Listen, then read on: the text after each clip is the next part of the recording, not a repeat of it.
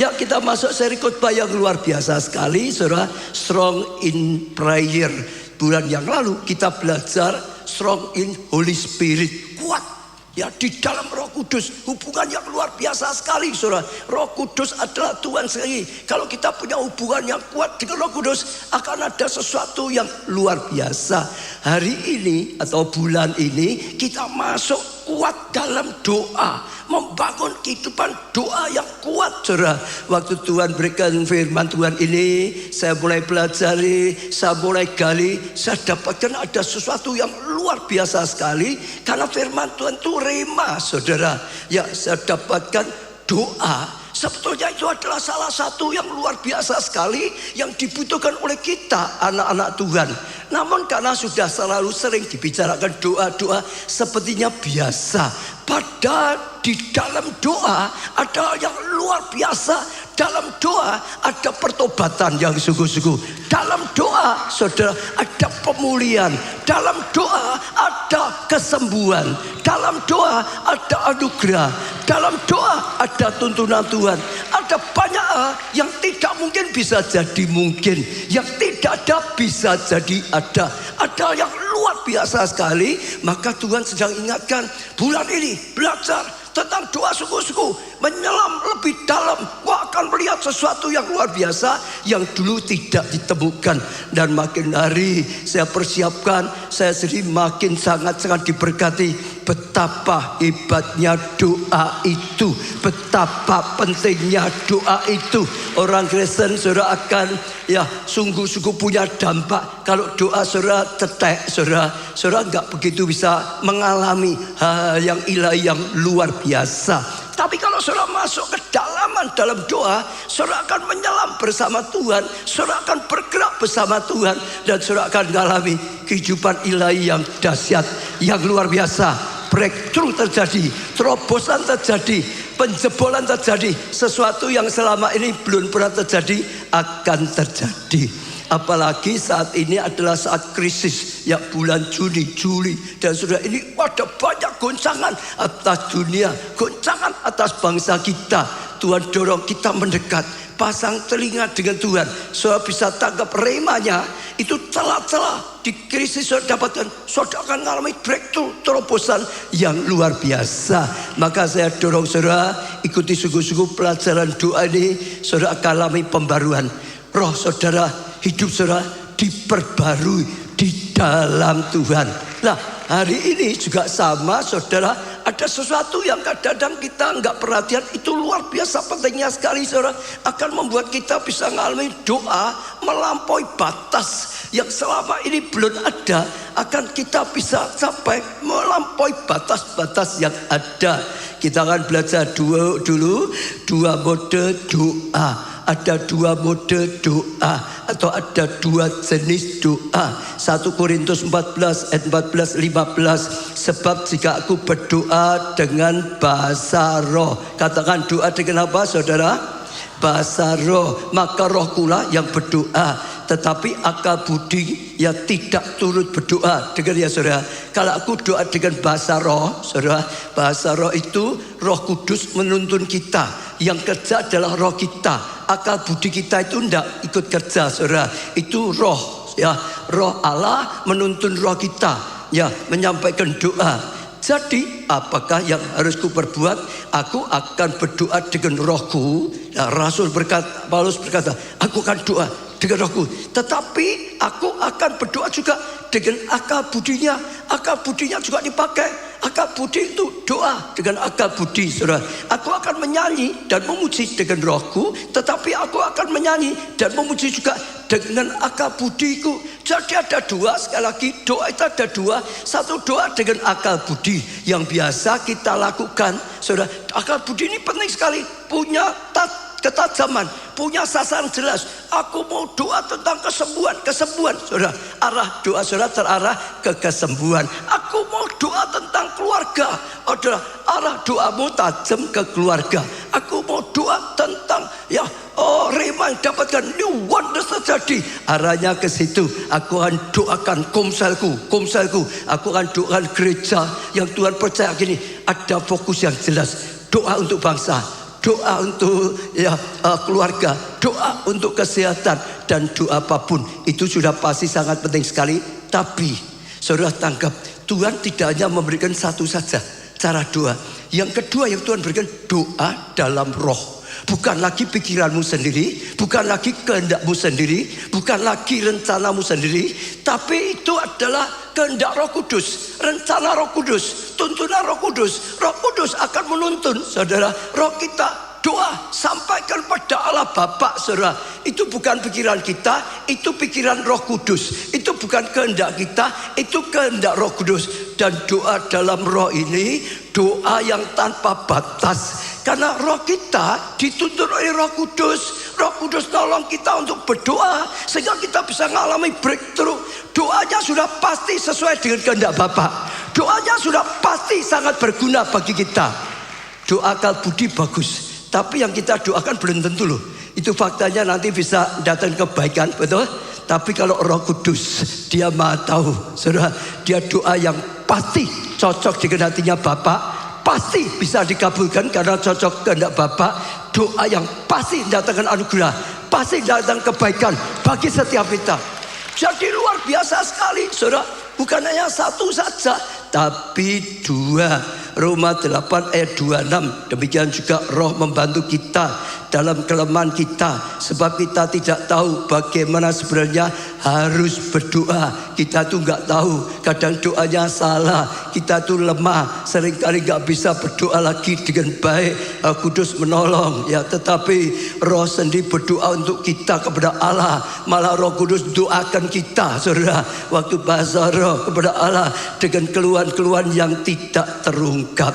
Jadi sekali lagi ada doa, ada dua, jangan hanya satu saja. Selama ini saya percaya banyak orang hanya doa dengan akal budi, baik atau jelek, baik saudara.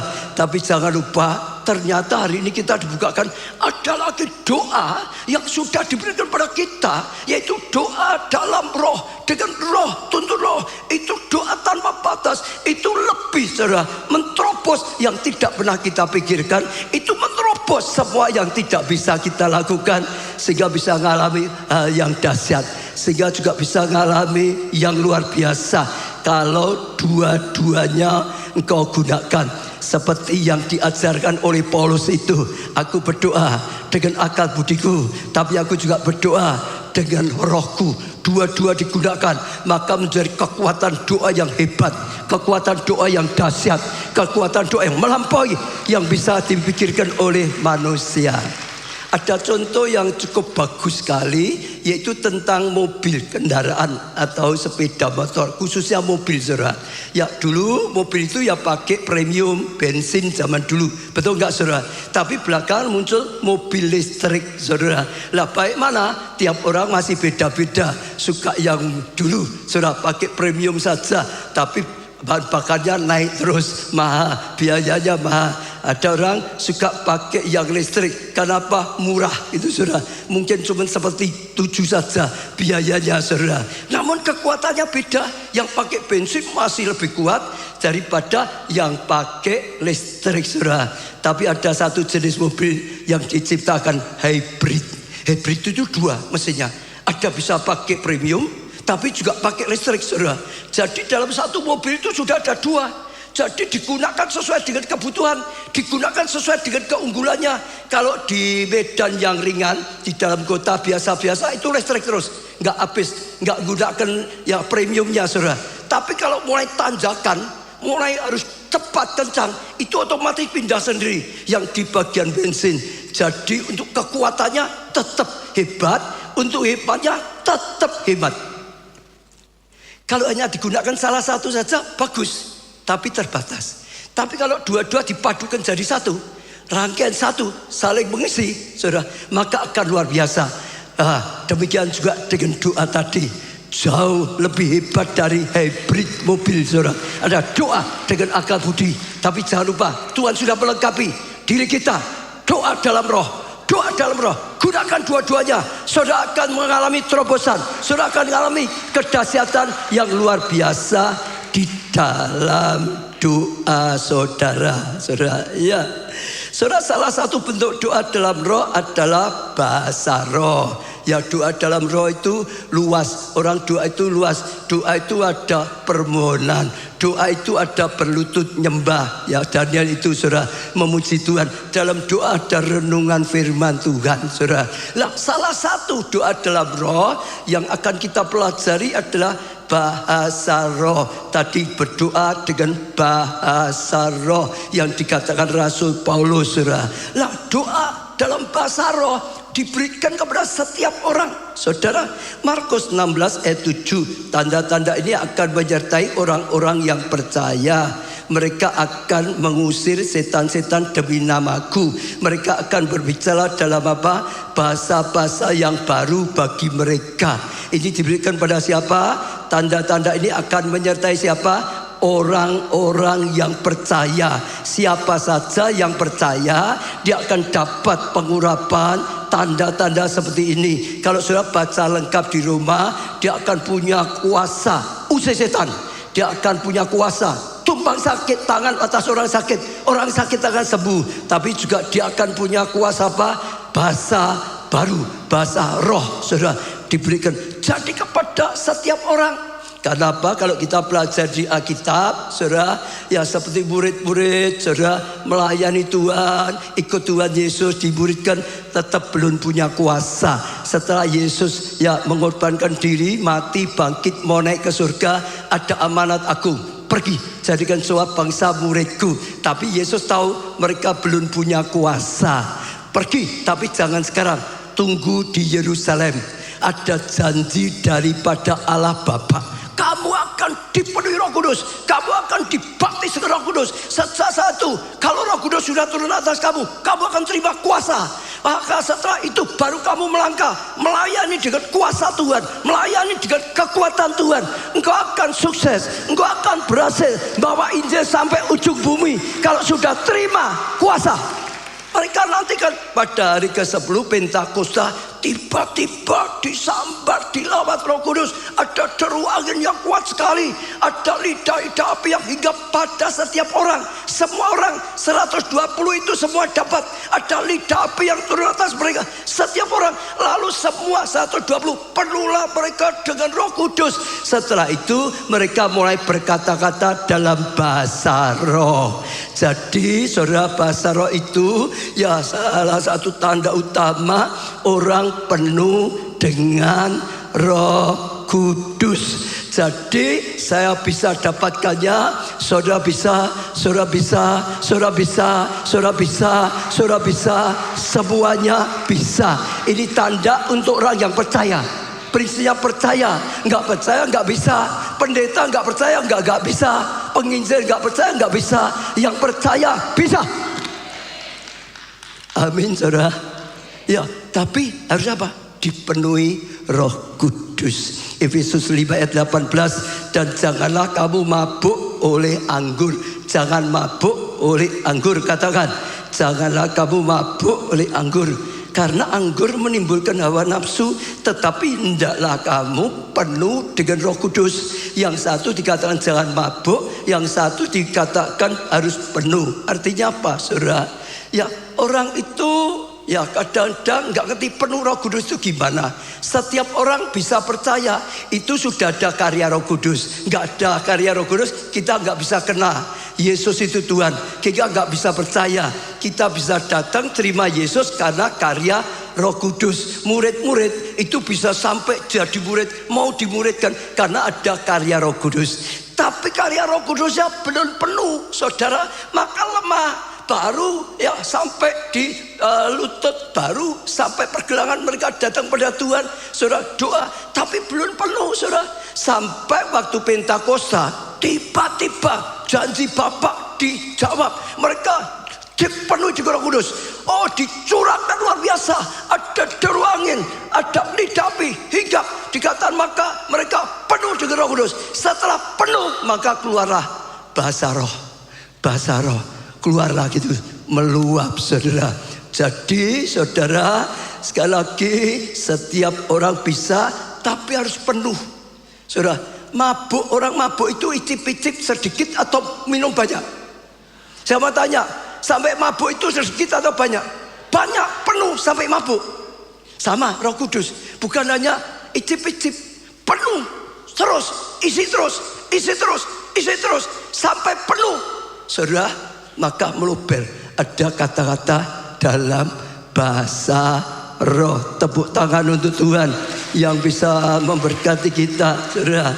Ya, jadi itu milik semuanya, saudara. Nah, tapi bagaimana dengan ayat dalam 1 Korintus 12 ayat 28b ini? Selanjutnya, mereka yang mendapat karunia untuk mengadakan mujizat.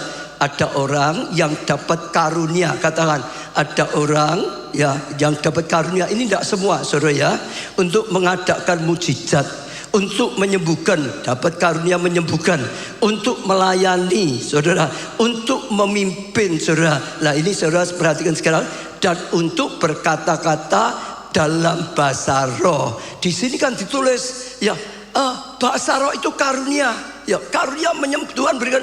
Ada yang diterima karunia menyembuhkan, ada yang diterima karunia iman, ada yang terima karunia bahasa roh, saudara. Jadi saudara, ini salah satu. Dalam bahasa aslinya itu beda, dua-dua itu beda, saudara. Jadi di sini sedang bicara tentang karunia. Saya mau jelaskan ya, saudara. Orang yang dapat karunia bukan berarti nggak bisa bahasa roh. Saya mau tanya, kalau saudara tumpang tangan orang sakit, ada kuasa orang sakit bisa sembuh enggak? Halo? Kalau saudara tumpang tangan orang sakit bisa sembuh enggak? Bisa. Tapi ada orang tertentu, dia terima karunia, mujizat, kesembuhan luar biasa. Kalau dia doa, beda kuasanya. Kalau dia melayani KKR kesembuhan, beda. Jadi semua sudah punya, diberi kuasa tadi. Tapi ada lagi yang diberi secara khusus, karena dia dipanggil khusus untuk pelayanan kesembuhan, karena dia ingin dipakai khusus oleh Tuhan untuk melayani di bagian kesembuhan, maka diberi pengurapan karunia khusus kesembuhan. Tidak semua nek gini. Tapi kalau hanya kuasa kesembuhan semua sudah terima. Saya mau tanya lagi, ada enggak saudara yang terima punya karunia iman? Berani percaya hal yang besar, berani percaya yang tidak masuk akal, berani percaya hal yang mustahil gitu, saudara. Itu orang terima karunia iman. Saudara, kadang-kadang lihat orang imannya luar biasa ya. Oh, nggak mungkin dia, tapi dia tetap percaya. Tantangan berat tetap percaya. Itu orang punya karunia iman, diberi karunia. Tapi setiap orang semua sudah juga diberi iman. Siapa yang ya punya iman? Yesus Tuhan dan Juru Selamat, angkat tangan. Nah, saudara kan punya toh, betul enggak? Tapi kalau cerita karunia itu adalah panggilan khusus untuk itu. Orang yang terima karunia iman memang mau dipakai oleh Tuhan, lakukan yang besar, lakukan yang mustahil, lakukan lebih daripada orang umum. Nah itu gitu. Jadi memang bahasa roh pun memang ada yang untuk semua, tapi juga sama, ada yang terima karunia khusus dalam kata-kata bahasa roh. Kalau dia lakukan itu, wah hadirat Tuhan sudah langsung terasa, kuasa Tuhan sudah sungguh-sungguh bergerak secara luar biasa. Ada lagi kenapa orang nggak bahasa roh? Karena tidak diajari tentang bahasa roh. Ya ayatnya di situ. Bukan diajari, tirukan saya ya. Ora lapa-tapa, ora lapa. Nggak diajari gitu, saudara. Diajari pengajaran tentang bahasa roh. Saudara lihat di dalam Alkitab, waktu mulai gereja mula-mula, dimanapun mereka datang, saudara, kalau ada orang yang sudah terima Yesus sebagai Tuhan Juru Selamatnya, maka ditanya, kamu ini sudah penuh Roh Kudus apa belum? Terima Roh Kudus atau belum? Ada tempat-tempat tertentu bilang belum. Bahkan Roh Kudus apa aja nggak ngerti, nggak ada yang ngajari. Kami nggak pernah diajari tentang Roh Kudus, apalagi tentang bahasa roh. Jadi belum. Maka kalau ya rasul-rasul temukan itu, Rasul Paulus tentukan ada jemaat sini, langsung dia tumpang tangan, doakan mereka.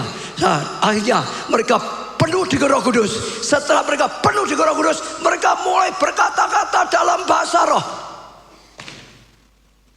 Nggak diajari kok. Apalagi kalau memang nggak percaya, atau lagi kalau dapatnya pengajaran dianggap sesat, ini pasti nggak melakukan bahasa roh. Tapi bahasa roh sesuatu yang dahsyat, sesuatu yang luar biasa yang Tuhan sediakan bagi kita, pelengkapi kita supaya punya kehidupan yang dahsyat, kehidupan doa yang luar biasa.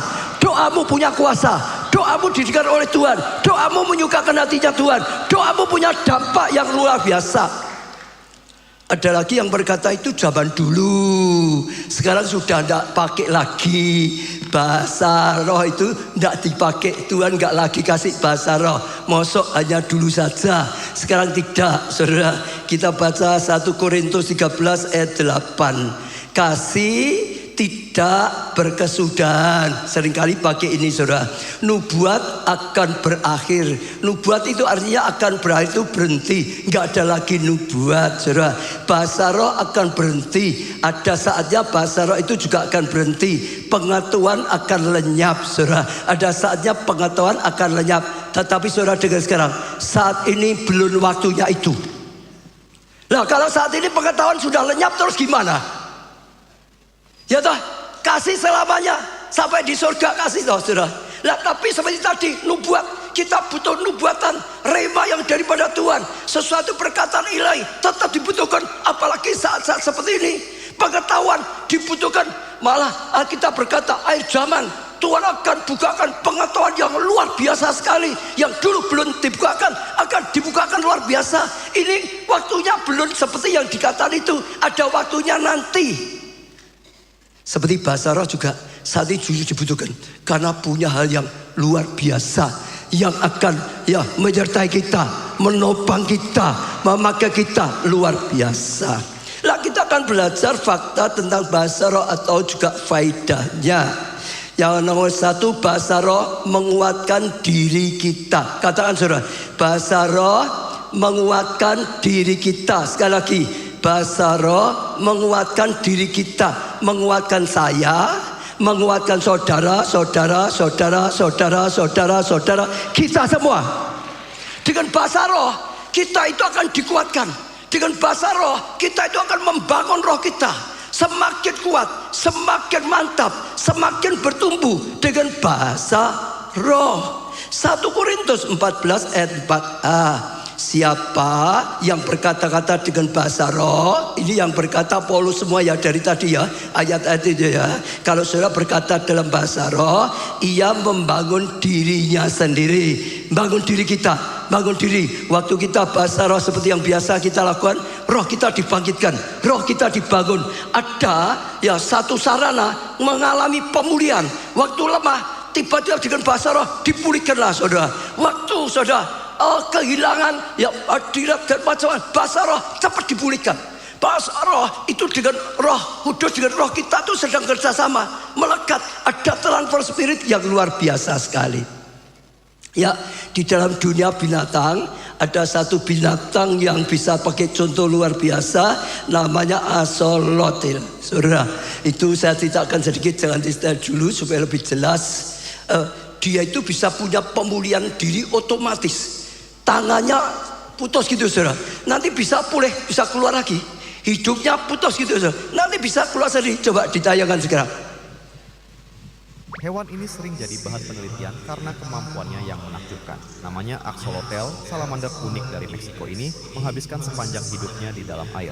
Jika kaki atau bagian tubuhnya rusak, sel-selnya dapat menumbuhkan kembali jaringan yang hilang tanpa meninggalkan bekas luka dan kembali utuh seperti sedia kala. Nah, saudara, seperti itu, saudara. Nah, itu luar biasa sekali. Pemulihan bisa pemulih sendiri, saudara. Demikian juga dengan bahasa roh, kita sudah diberikan oleh Tuhan. Oh, satu luar biasa, semua bisa dipulihkan, dikuatkan lagi, dan mengalami sesuatu yang luar biasa sekali, saudara. Sehingga apa? Selalu kita makin kuat, makin kuat. Rasul berkata, makin kuat, makin kuat, makin kuat, saudara. Iya, lalu saya ajak baca 1 Filipi 4 ayat 13 dulu. Filipi 4 ayat 13. Segala perkara dapat kutanggung di dalam Dia yang memberi kekuatan kepadaku. Saudara, dengar ya, saudara. Dia berkata, dia kuat sekali, saudara. Segala perkara dapat kutanggung. Masalah sakit penyakit dapat kutanggung. Masalah keluarga dapat kuatasi, kutanggung. Masalah pelayanan dapat kutanggung. Badai yang datang dapat tanggung. Segala perkara dapat ku tanggung. Di dalam siapa? Dia yang memberi kekuatan. Saya ulang ya. Kenapa dia bisa kuat sekali? Dia cerita dalam hidupnya mengalami tantangan, kesulitan lebih daripada semua rasul yang lain. Tapi dia kata di sini, semuanya itu dapat kutanggung di dalam Dia yang beri kekuatan, yang beri kekuatan. Maka oleh kekuatan aku bisa nanggung segala sesuatunya. Siapa yang rindu masalah saudara, tantangan saudara, segala perkara dalam hidupmu bisa saudara tanggung di dalam Yesus. Angkat tangan. Betul. Jadi ini perlengkapan yang luar biasa sekali. Seringkali kita abaikan. Waktu kita berkata-kata dengan bahasa roh, kita sedang membangun diri kita. Kita sedang dapat pengurapan. Kita sedang dapat kekuatan yang luar biasa. Sehingga kita dapat menanggung. Sehingga kita dapat menang. Sehingga kita dapat menjungkir balikan. Sehingga kita dapat senantiasa keberhasilan dan kemenangan. Masalah yang saudara sedang hadapi kecil atau besar? Saya mau tanya, masalah yang sedang saudara hadapi kecil atau besar? Yang ngomong masalah yang saya hadapi terus itu kecil-kecil, angkat tangan. Saudara yang ngomong masalah yang ku hadapi itu besar-besar, angkat tangan. Yang tadi tidak mau angkat terus, sekarang harus angkat tangan. Saudara dengar, masalah saudara bagi saudara kecil atau besar sebetulnya tergantung kekuatanmu. Kalau masalahmu 100, kekuatanmu hanya 10, besar. Tapi kalau kekuatanmu 1000, masalahmu 100, kecil. Bukan masalahnya yang besar, tapi kitanya, kekuatan kita besar atau kecil. Kalau kekuatanmu cuma 10, masalahmu 100, besar, tertindih, gak kuat. Tapi sekali lagi kalau kekuatanmu Allah saudara isi terus, terus sampai 1000, masalah 100 kecil. Kalau saudara merasa masalahmu terlalu besar, saudara dengar, saudara kurang membangun dirimu sendiri. Dan Tuhan sudah memberikan sarananya dalam hadirat Tuhan, dalam doa, dalam roh, dalam bahasa roh. Saudara sedang membangun, saudara sedang bangun, saudara sedang membangun. Itulah sebabnya Paulus berkata, aku membangun terus dengan bahasa roh. Aku berbahasa roh lebih daripada kamu semuanya. 1 Korintus 14 ayat 19. 1 Korintus 14 ayat 18. Aku mengucap syukur, sampai mengucap syukur kepada Allah bahwa aku berkata-kata dengan bahasa roh lebih daripada kamu semua. Pada orang Korintus suka bahasa roh, tapi Paulus berkata lebih daripada kamu semua. Artinya dia bukan hanya sering, sangat sering sekali gunakan bahasa roh sehingga punya kekuatan yang luar biasa. Segala perkara dapat ku tanggung, dapat ku tanggung, dapat ku tanggung. Saya mau contoh kesaksian yang baru saja Maria Ami, saudara. Olahragawan, atlet, cacat yang sudah berkali-kali dapat medali emas. Terus ini juga sekali lagi, saudara. Shalom, mau baca, izinkan saya bersaksi kembali. Saya bersyukur atas kebaikan dan penyertaan Tuhan dalam hidup saya. Di bulan Juni ini saya ada pertandingan balap kursi roda internasional di mana Tunisia. Seperti kesaksian sebelumnya, Tuhan memberikan rema kepada saya tahun ini. Tahun ini apa? Bangsa-bangsa ku berikan kepadamu. Artinya dia akan dibawa sampai ke bangsa-bangsa, diberikan pengurapan itu. Itu adalah temanya UC nanti. Temanya UC, bangsa-bangsa akan diberikan. Maka saya dorong saudara ikut tangkap itu. Saudara dapat pengurapan. Saudara bukan hanya di Solo, saudara bukan berkarya di Indonesia saja, saudara berkarya sampai dibawa ke luar negeri, sampai internasional. Jadi pengusaha internasional, karyawan profesional internasional, dokter internasional, dan lain-lain. Rema itu menjadi pegangan yang terus menguatkan hati saya. Lanjut. Secara manusia, saya sempat merasa gentar karena lawan yang akan saya hadapi sangat kuat, terlatih, dan memiliki postur tubuh yang lebih besar. Bahkan sebelum pertandingan dimulai, ada rasa terintimidasi ketika melihat kemampuan lawan yang begitu hebat. Di tengah pergumulan itu Tuhan menggerakkan hati saya untuk meminta dukungan doa dari Pak Obaja. Puji Tuhan, beliau mengirimkan voice note yang berisi doa dan kata-kata yang membangkitkan kembali iman saya. Melalui doa tersebut saya kembali diingatkan bahwa kemenangan tidak ditentukan oleh kekuatan manusia, melainkan oleh Tuhan. Menjelang pertandingan, saya tidak memiliki banyak hal yang dapat saya andalkan selain Tuhan. Saya terus membangun iman dengan apa, saudara? Bahasa roh. Terus dalam latihan bahasa roh, saudara. Masuk di tempat langgang ya pertandingan bahasa roh, saudara. Sementara bertanding bahasa roh, saudara. Terus untuk menguatkan, berdoa dan menyerahkan seluruh pertandingan dalam tangan Tuhannya. Melalui anugerah Tuhan, saya berhasil meraih 2 medali emas dalam Tunis 2026 World para atlet Grand Prix di Tunisia. Rema yang Tuhan berikan sebelum pertandingan sungguh digenapi. Di saat saya memilih untuk percaya dan mengandalkannya, sepenuhnya Tuhan menunjukkan kuasa dan kesetiaannya dengan cara yang luar biasa. Tepuk tangan, saudara. Itu selalu dia percaya doa, selalu minta doa. Setiap mau pertandingan selalu sebelum berangkat minta doa dulu. Dan ternyata luar biasa, tepuk tangannya yang meriah. Ada satu lagi, saudara, yang bersaksi jemaat Pak Iwan. Ceritanya pas hujan rumahnya itu bocor gitu, saudara. Lalu dia naik ke atas untuk benahi atap yang bocor. Nggak taunya di atap ada sarang tawon, saudara. Kesenggol sarang tawonnya malah disengat tawon dari mana sampai dia jatuh, saudara. Dalam keadaan terkapar, bawa ke rumah sakit, saudara. Tapi hebatnya dia karena jatuh kaget juga. Udah lama bahasa roh terus, saudara. Bahasa roh terus, saudara. Sepanjang di rumah diangkut sampai rumah sakit bahasa roh. Bahkan di rumah sakit di ICU masih bahasa roh. Tapi gak lama akhirnya sembuh. Padahal disunat banyak sekali. Bukan itu saja mujizatnya. Yang luar biasa, dia kaget setelah sembuh. Dia mulai cek tensi karena dia itu sudah minum obat tensi 30 tahun lebih. Terus minum. Tapi hari itu sampai sekarang, sejak itu tensinya jadi normal. Dulunya 170 sama 120. Bawahnya 120 itu tidak boleh, saudara. Sekarang 100 sama 70. Untung ada Tuhan. Untung ada Tuhan. Tepuk tangan untuk Tuhan kita. Bahasa roh mengalirkan kuasa Allah. Seperti tadi beberapa, kuasa Allah mengalir, kuasa Allah bekerja. Dan luar biasa sekali, saudara. Kisah Rasul pasal 2 ayat 42, 43, saudara. Mereka bertekun dalam pengajaran rasul-rasul dan dalam persekutuan, dan mereka selalu berkumpul untuk memecahkan roti dan berdoa. Maka ketakutan mereka semua. Sedang rasul-rasul itu apa, saudara? Mengadakan apa? Banyak mujizat dan tanda. Bukan pernah ngalami mujizat, bukan ada mujizat, tapi banyak mujizat diadakan, tanda-tanda, wonders diadakan, saudara.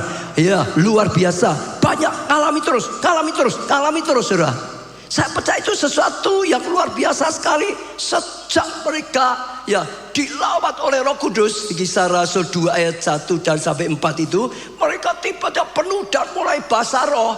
Mereka terus gunakan. Imannya makin mantap lagi, rohnya makin kuat lagi, makin dewasa lagi, kuasanya mengalir makin luar biasa lagi. Maka sejak itu mereka lakukan banyak mujizat yang buat yang tidak mungkin jadi mungkin, saudara. Yang buat tidak ada jadi ada, yang buat yang kalah jadi menang, sehingga orang berbondong-bondong datang, sehingga banyak jiwa diselamatkan setiap hari, ditambahkan dengan orang-orang yang percaya pada Tuhan, ngalami breakthrough, ngalami kuasa Tuhan, dan ngalami kasih karunia yang nyata. Ada kuasa. Waktu saudara lakukan seperti itu, saudara, mengalirkan kuasa Tuhan. Ada banyak penelitian orang-orang atau gereja yang melakukan ini mengalami pertumbuhan yang lebih besar, mengalami kuasa Tuhan yang lebih nyata, karya Roh Kudus yang lebih nyata lagi, saudara. Sehingga kalian breakthrough, terobosan yang luar biasa. Ada lagi, saudara ya, jemaat Jakarta namanya Sartono, saudara. Dia juga mengalami luar biasa. Dia lengannya itu sakit, kalau diangkat sakit. Ada atau saudara mungkin juga ya, ada ya ibu-ibu banyak juga. Lah, waktu KKR 10 hari baru saja kemarin itu saudara, dia ikut lambatan maju. Bu Nita itu nggak tahu kalau tangannya sakit, tapi waktu doa itu saya pegang tangannya dicengkram gitu saudara. Ya sakit kok dicengkram lagi, sampai dia tapi kesakitan malah bahasa roh. Orang lihat dia bingung saudara. Didoakan lawatan bahasa roh sakitan, dia kesakitan tapi bahasa roh. Luar biasanya setelah itu sembuh saudara, malah sembuh. Hidupnya mulai mendekat lebih pada Tuhan, ngalami banyak hal yang terjadi. Masih ingat saya juga ngalami satu kali waktu saya masih kecil ya saudara, masih remaja juga ya saudara. Rumah saya itu rumah besar untuk banyak keluarga. Lah karena dulu yang kontrak pertama kali ayah kami punya rumah di paling depan, juga punya rumah di paling belakang. Tengah-tengahnya itu keluarga yang lain. Saya tidurnya di paling belakang sendirian saudara. Ya, satu hari muntaber saudara. Wah, berat sekali. Saya harus ke tempat toiletnya, nggak ada di kamar situ, harus jalan dulu lapangan gitu saudara. Berkali-kali sampai lemas, sampai nggak bisa apa-apa saudara. Lalu karena saya sudah lemas, saya doa dengan Tuhan, besok pagi seperti biasanya setiap pagi saya doa pagi. Tapi ini sakit, kalau sakit besok nggak bisa doa pagi. Sembuhkan aku Tuhan, supaya besok bisa tetap doa pagi, ibadah pagi. Lalu setelah itu saya sudah nggak bisa apa-apa, ya senderkan badan saya saja tiduran di ranjang sambil bahasa roh. Sementara saya bersandar dan bahasa roh tertidur. Tahu-tahu pagi dibangunkan oleh ibu saya. Ada apa kamu? Ada apa? Karena muntahan di bawah banyak saudara. Saya cerita kemarin ya muntaber, tapi saya sudah disembuhkan oleh Tuhan. Ya karena Tuhan ingin saya ke gereja. Saya mau ke gereja tidak boleh. Sakit lagi ini kok ke gereja. Saya cerita, saya sudah janji dengan Tuhan. Tuhan sembuhkan, saya akan gereja. Saya nggak boleh mengingkari, maka saya harus ke gereja. Akhirnya ya diizin gereja, ya sembuh. Karena untung ada Tuhan. Tepuk tangan untuk Tuhan kita. Yang terakhir saudara, bahasa roh adalah kode rahasia surga yang luar biasa. Katakan kode rahasia. 1, 2, 3. Kode rahasia. Ada kode-kode yang tidak bisa diketahui orang, namanya itu kode rahasia saudara. Sebab dalam banyak hal kadang-kadang tidak boleh diketahui orang.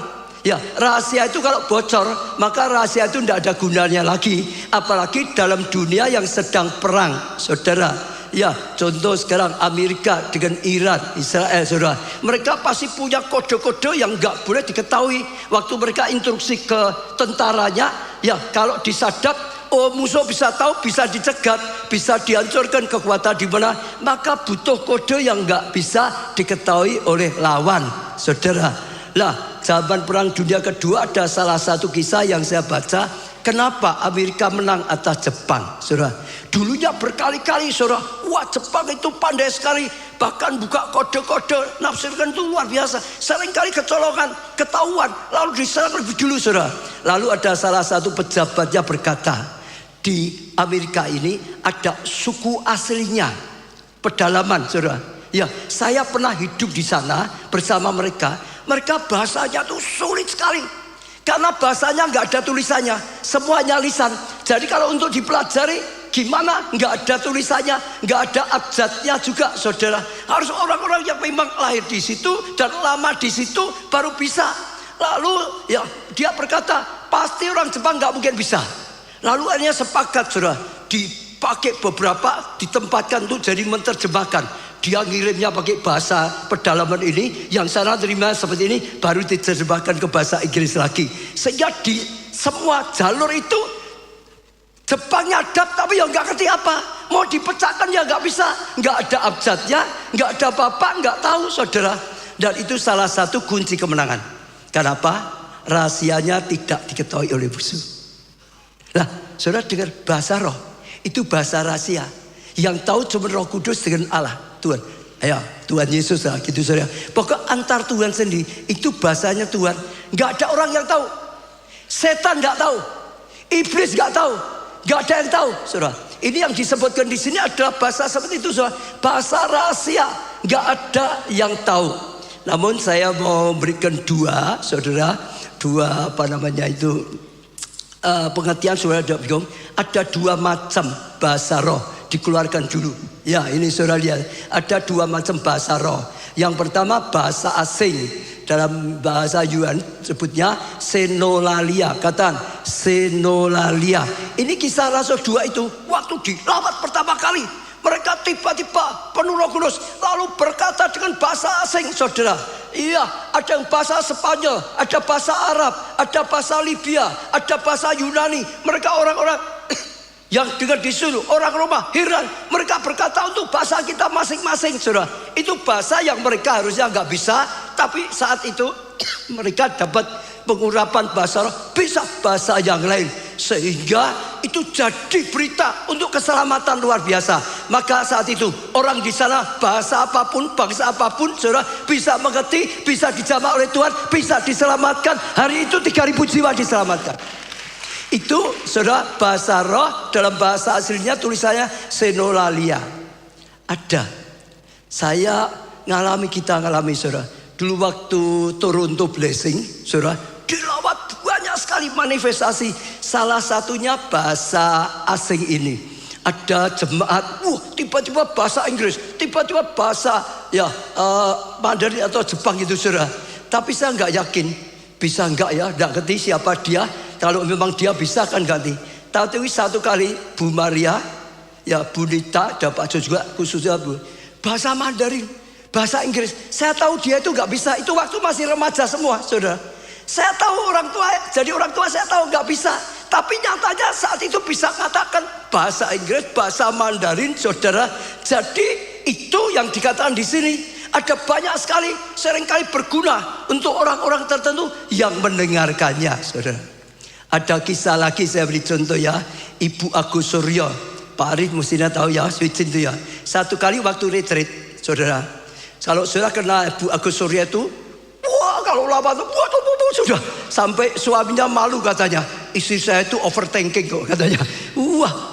Gitu, sampai malu-maluin gitu. Jangan malu-maluin. Waktu retreat, saudara. Waktunya mbak dijamah Tuhan, macam-macam, saudara. Orang ya nggak ngerti. Kalau saya biasa sudah ngerti Tuhan bekerja itu nggak bisa dideteksi, toh, benar nggak, saudara? Tapi akhirnya ada seorang bapak masuk. Nah, cerita bapak ini gini, istrinya memang jemaat, ikut retreat, suaminya belum ikut Tuhan. Ya, tapi daripada nganggur di rumah, ikut aja retreat. Dia harusnya di kamar. Tapi sendirian dia keluar jalan, mau lihat aja kayak apa sih.